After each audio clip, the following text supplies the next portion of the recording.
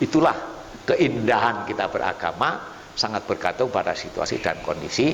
Oleh karena itu kita tidak boleh membangga-banggakan kelompok kita, lingkungan kita untuk dibandingkan dengan kelompok dan lingkungan orang lain. Itu. Karena memang Allah sudah mentakdirkan wa taqatta'u amrahum bainahum zubura kullu hizbin bima ladaihim farihun. Nanti di akhir zaman manusia-manusia itu akan bikin kelompok-kelompok tersendiri yang tiap kelompok membuat bendera, panji-panji sendiri yang kemudian dideklarasikan bahwa panji terbaik adalah panjiku. Bendera terbaik benderaku. Kullu hizbin bima ladaihim farihun. Itu bahasa Al-Qur'an. Prakteknya kayak apa? Nyata toh? Partai politik dipecat, bikin baru lagi.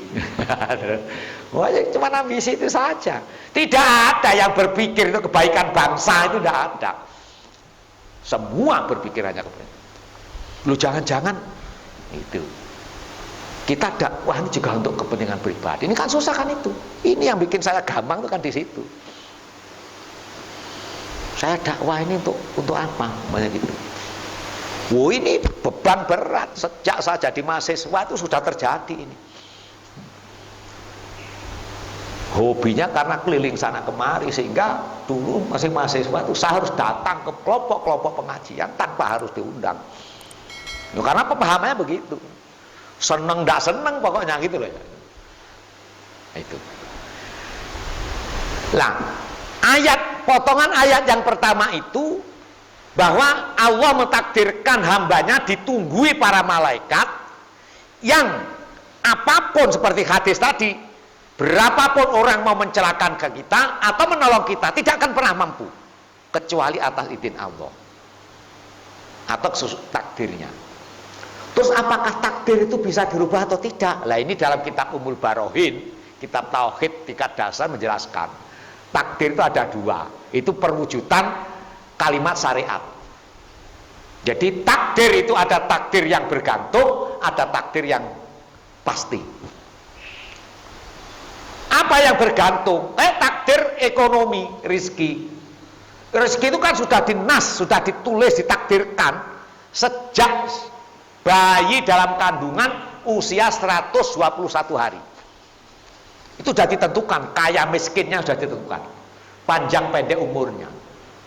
Tapi karena kaya itu sifat yang tidak menetap, gitu.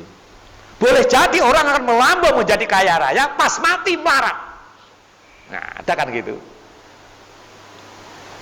Makanya baginda Rasul itu ketika mau meninggal dunia masih memegang 3 biji kurma, kemudian negosiasi sama Israel. Bisa enggak kematianku ditunda? Maka jelas toh syariatnya, kematian tidak bisa dimajukan, dimundurkan sedetik pun. Tapi Rasulullah ketika mau meninggal dunia bertransaksi sama Israel. Sudahlah Rasul, terserah kapan kamu minta dicabut nyawa. Coba. Nah, ini pemahamannya bukan sepotong di situ. Artinya kematian beliau juga dan takdir ditunda tadi bukan karena ditunda transaksinya, memang takdirnya harus nunggu sampai kesepakatan itu. Untuk apa Rasul? Aku mau menyediakan kurma 3 ini loh. Coba, mau meninggal masih mau menghabiskan harta. Nah, implementasi hukum syariat kayak begitu, karena ucapan Rasulullah itu syariat. Terus bagaimana kita yang mau meninggal dunia dengan harta yang masih kita miliki? Itu. Nah, di sini muncul ijtihad para ulama yang ahli. Oh, kalau begitu, kalau sebelum meninggal dunia pakailah wasiat supaya harta tidak menjadi fitnah ke belakangnya dan seterusnya dan seterusnya. Ya. Artinya kita ini sudah mutlak di tangan Allah Subhanahu wa taala. Makanya kemarin saya sampaikan, kalau bekerja, bekerjalah. Gak usah menghitung hasilnya pasti sekian, tidak bisa. Pokoknya aku bekerja mengikuti perintah Allah Subhanahu wa taala. Ternyata aku dikasih pekerjaan berbisnis.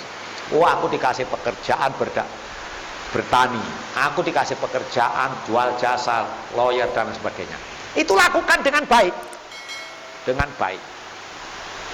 itu menjadi sebab musabab datangnya rizki, Allah yang menentukan. Gitu loh. Dan yang paham kita kan, kita tuh bidang apa ahlinya, gitu. Makanya lagi-lagi juga tidak bisa dibandingkan keahlian kita dengan keahlian orang lain. Oh, ustadz itu lebih hebat daripada pedagang, tidak bisa. Tidak bisa. Gitu loh ya. Sebenarnya begitu. Nah ini makanya saya mengeserkan diri, ustadz itu sama dengan bidang-bidang yang lain. Cuman pada porsi yang berbeda gitu saja. Bukan menjadi bandingan. Saya lebih mulia dari kalian, bukan. Sebab yang menentukan mulia dan tidaknya di antara kita adalah takwa. Takwa tidak dilihat dari status, takwa tidak dilihat dari pekerjaan. Gitu.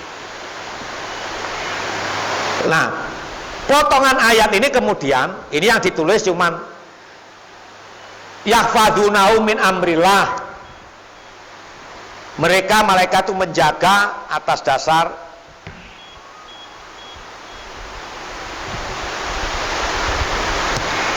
perintah Allah Subhanahu wa taala. Kita sudah tidak bisa apa-apa. Jadi kalau kita mikir ini, kita usaha dagang. Kalau tidak takdir Allah percuma.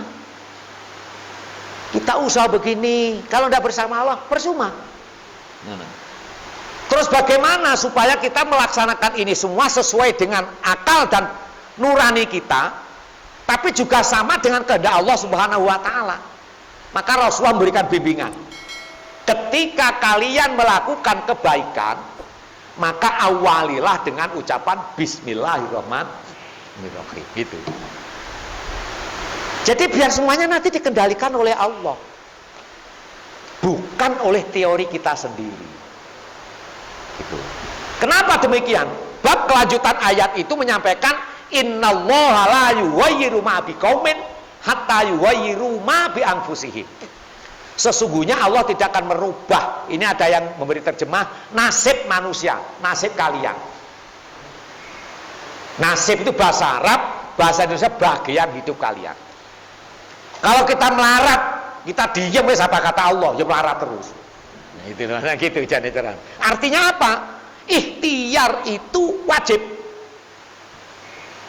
Atau menjadi keyakinan ikhtiar itu bisa merubah situasi. Sakit kalau tidak ke dokter, tidak ke ruqyah, tidak berobat, tidak akan sembuh.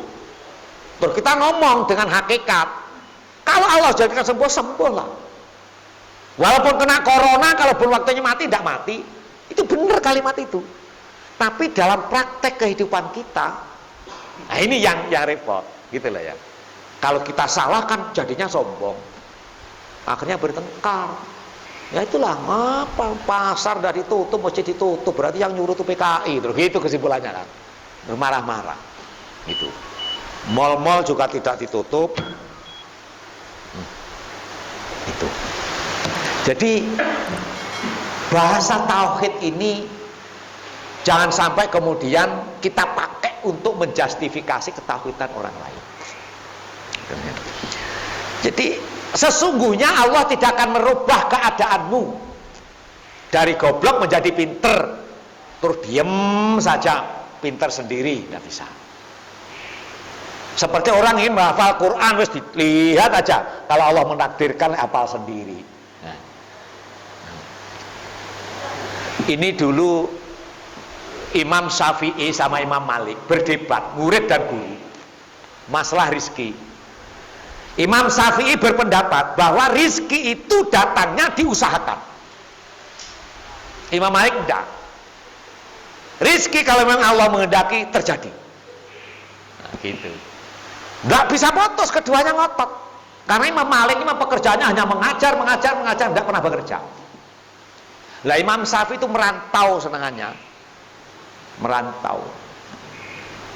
Lah akhirnya di tengah perantauan ada orang kaya sedang memanen anggur.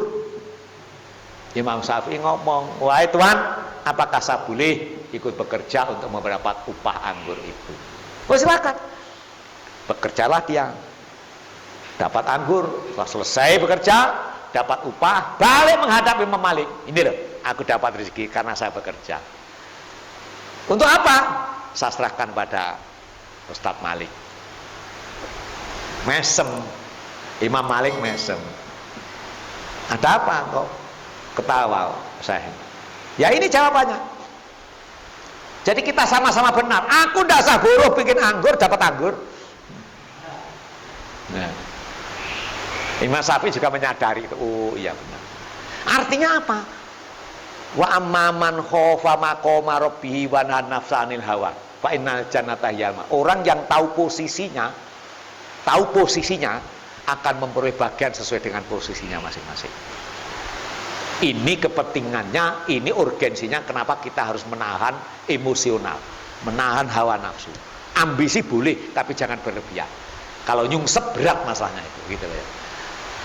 Jadi Imam Syafi'i menyadari beliau dapat anggur karena buruh memetik anggur, tapi Imam Malik karena ngaji terus santrinya bawa anggur kepada beliau. Jadi nggak ngomong, aku udah sah buruh memetik anggur dapat anggur. Itulah ya. Ini mau didebatkan bagaimana? Itulah. Itu kehendak Allah. Sama dengan Siti Maryam, ibundanya Nabiullah Isa alaihissalam. Ketika dimong oleh Nabi Zakaria, setiap masuk ke kamar ya kayak inilah Mbak Haji ini kan di mihrab itu tidurnya. Setiap Nabi Zakaria masuk ke kamar Siti Maryam sudah ada makanan yang bukan musimnya, buah-buahan yang mestinya musim gugur ada di meja makan itu. Tanya Nabi Zakaria, dari mana itu? Hadza min indi rabbik, min indillah. Yarzuqu may yasha bighairi hisab. Ini semua dari Allah. Ya. Jadi Siti Maryam itu selama bersama Nabi Zakaria tidak pernah dicukupi oleh Nabi Zakaria, tetapi langsung dijamin oleh Allah Subhanahu wa taala dengan makanan-makanan surgawi yang tidak ada di dunia. Itu cerita real. Karena apa? Memang Bani Israel itu kalau tidak nyata tidak mau.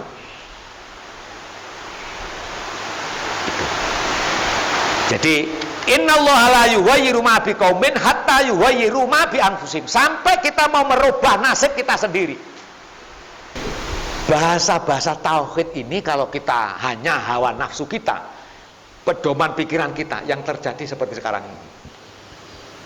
Orang berebut membenarkan pemahamannya sendiri dan berani mengolok-olok dan menghinakan saudaranya sendiri. Itu jangan ditiru. Kita ngalah sajalah, tidak usah ikut komentar.